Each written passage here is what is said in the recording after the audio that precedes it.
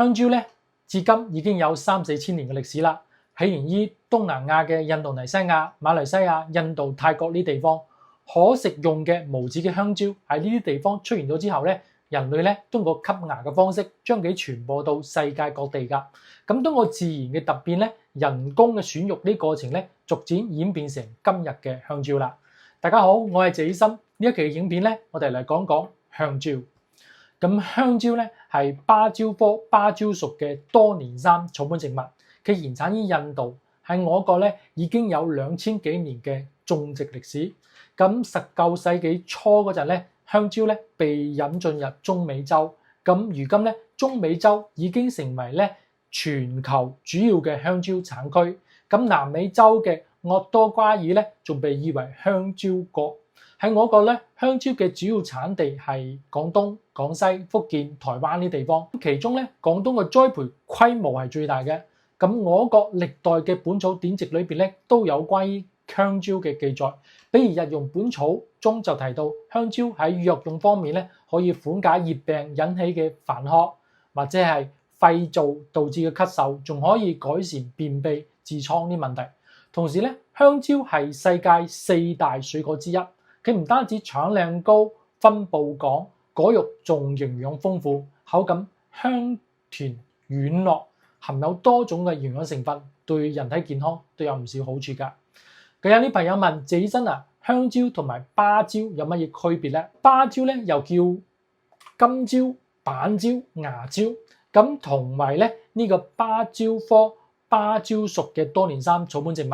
從外形嚟睇咧，香蕉個果柄咧係稍為短啲，咁芭蕉個果柄咧稍為長啲，但係咧呢兩者之間咧冇明確嘅區分嘅一個界限㗎。咁我哋再嚟睇呢個果齡啦。咁香蕉嘅果齡咧一般係4到5個㗎。咁芭蕉嘅果齡咧一般係3到5個。不過咧果熟成熟之後咧果齡就唔係咁明顯啦。所以咧都唔可以作為區分兩者嘅標準。咁喺味道方面咧，成熟嘅香蕉個果肉咧係鬆軟嘅，味道甜，但係咧又比較濃郁。咁芭蕉食起嚟咧，佢回味中咧帶啲酸澀。咁香味咧都係比較淡。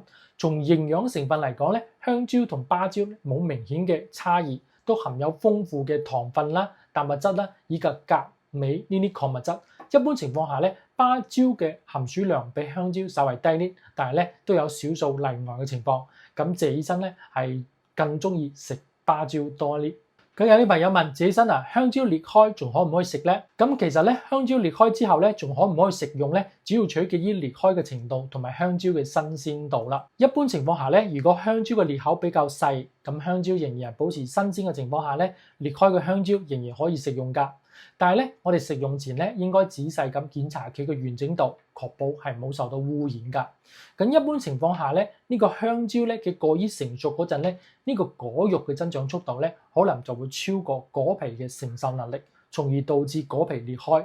咁一般嚟講，由於香蕉內部嘅生理變化所致，同外部呢啲病蟲害或者係外部嘅損害唔同。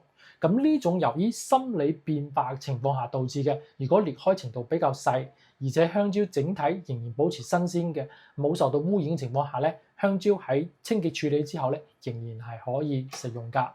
但係咧，香蕉裂開之後咧，佢嘅果肉如果暴露喺空氣當中，可能會受到氧化作用嘅影響，導致顏色變黑啦。咁呢個時候呢種氧化作用咧，主要係影響果肉嘅外觀。不過呢種情況咧，對香蕉嘅營養價值影響比較細㗎。同時咧，香蕉中含有豐富嘅維生素、糖分、脂肪、蛋白質以及係纖維素呢啲對我哋人體所需嘅營養物質咧，呢種物質喺香蕉裂開之後咧，佢係唔會因為果肉嘅暴露而迅速流失㗎。所以咧，單純從營養學嘅角度嚟講，裂開個香蕉咧仍然有一定嘅食用價值㗎。不過咧，謝醫生提醒大家要注意嘅就係咧，如果香蕉嘅裂口比較大，咁呢個時候咧就有可能暴露喺空氣當中嘅時間比較長啦。個香蕉有可能會受到細菌啊或者係霉菌嘅污染。咁呢啲微生物咧喺適宜嘅條件之下咧就會迅速繁殖啦，產生對我哋人體有害嘅毒素。咁食用之後咧，受到污染嘅香蕉之後咧，可能會出現一啲胃腸道炎症啦、中毒反映呢啲不良嘅症狀㗎。咁所以咧，我哋喺食用裂開嘅香蕉時候咧，就要仔細檢查佢嘅新鮮度同埋完整度。如果香蕉裂口比較大，或者已經出現變質發霉嘅跡象咧，我哋應該避免食用。我自己一般喺呢種情況下咧，係唔會食用裂開嘅香蕉㗎。咁有啲朋友問，自己身食香蕉有冇需要注意嘅地方咧？咁第一咧，脾胃虛寒嘅朋友就唔適宜多食香蕉啦。呢個係因為香蕉咧屬於寒性嘅食物，咁體質偏寒涼嘅，經常食一次或者係一次食太多可能都會有導致腹瀉嘅風險，影響我哋身體健康。如果我哋一日食5-6斤，可能有啲本嚟係脾胃虛寒或者消化唔好嘅朋友咧，可能已經受唔到啦。咁第二咧，長期食香蕉可能會導致痛經，因為香蕉本來屬於寒涼嘅食物，喺熱經期間食太多呢啲寒涼嘅水果之後咧，從中醫角度嚟講，可能會導致寒邪入內，容易產生結塊，造成痛經㗎。第三咧，香蕉過多容易肥㗎。咁香蕉係屬於高熱量嘅水果，所含嘅熱量比較多。有數據顯示咧，每100克嘅香蕉嘅果肉發熱量係達到91大卡㗎。所以咧，如果食得過多咧，又唔經常運動咧，可能會變肥呢。咁第四咧，唔好長期空腹食香蕉啦。長期空腹食香蕉咧，唔單止對我哋胃酸分泌唔好，而且都會因為營養攝入過於單一造成貧血。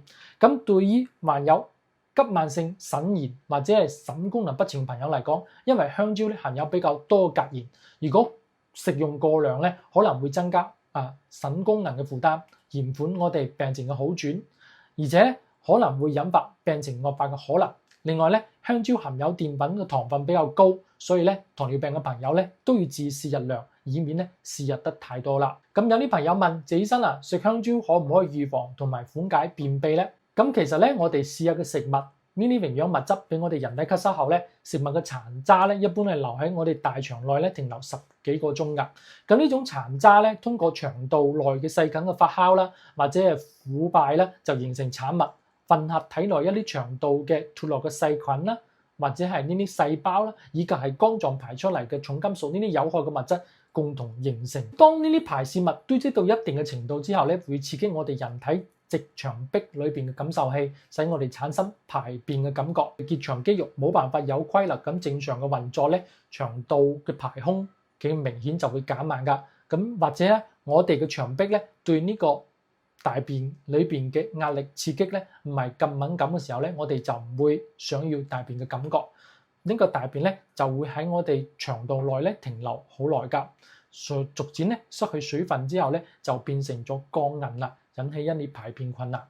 咁呢個就係便秘形成最常見嘅原因。當然啦，便秘嘅形成嘅原因唔單止呢一種，仲包括其他嘅原因，例如藥物嘅刺激啦、機能嘅損傷啦，以及心理呢啲因素都可能導致便秘㗎。咁我哋咧大多數認為食香蕉可以有效咁緩解便秘嘅症狀咧，就係因為香蕉可能含有比較多嘅纖維，可以刺激我哋腸胃蠕動，增加糞便嘅體積，幫助排便。咁事實上咧，一根香蕉大約含有4克嘅膳食纖維，喺所有嘅水果中，膳食纖維其實唔係最豐富㗎。另外咧，為咗便於運輸同埋保存咧，香蕉一般嚟講咧喺果皮青綠嘅時候咧就會採摘落嚟啦。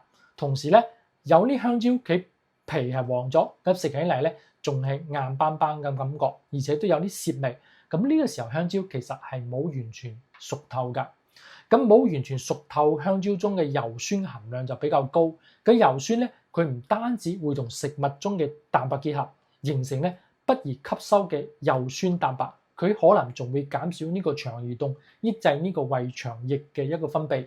咁油酸咧仲有好強嘅收攝嘅作用，所以咧食嘅時候咧未熟透香蕉反而會有可能導致便秘。